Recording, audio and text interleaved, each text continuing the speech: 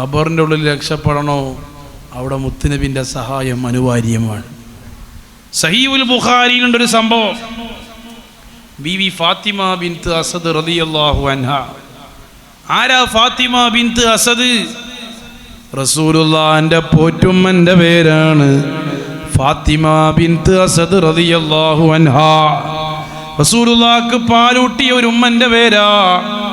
റസൂലുള്ളാഹിക്ക് കാതിലുള്ളതും കൈത്തിലുള്ളതും സമർപ്പിച്ച ഒരു ഉമ്മന്റെ പേരാണ് ഫാത്തിമ ബിൻത്ത് അസദ് റളിയല്ലാഹു അൻഹ. എന്താ ഫാത്തിമ ബിൻത്ത് അസദിന്റെ ചരിത്രം? ഖബർ ഒന്നും ചെയ്തില്ല. ഏത് മനുഷ്യനെയും ഖബറിലേക്ക് കൊണ്ടുവച്ചാൽ എടുക്കാത്ത ശരീരങ്ങളില്ല. ഖബറൊന്ന് പിടിച്ച് കോർക്കും, അതില്ലാത്ത ശരീരങ്ങളില്ല.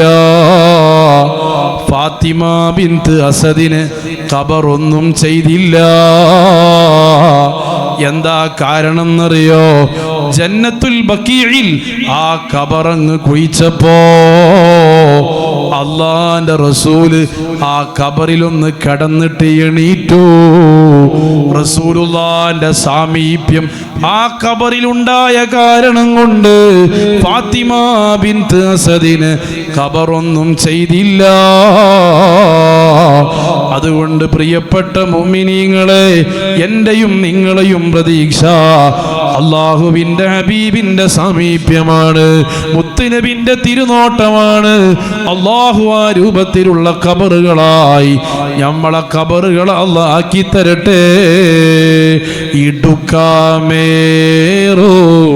ഖബറിൽ ഞങ്ങളെ അടക്കി മൂടും നാളില് ഉടയവാനിൻ റസൂലുള്ളാന്റെ കാവലേഗ് റബ്ബനാ അസ്സലാത്തു വസ്സലാമു അലൈക യാ റസൂലല്ലാഹ് അസ്സലാത്തു വസ്സലാമു عليك يا حبيب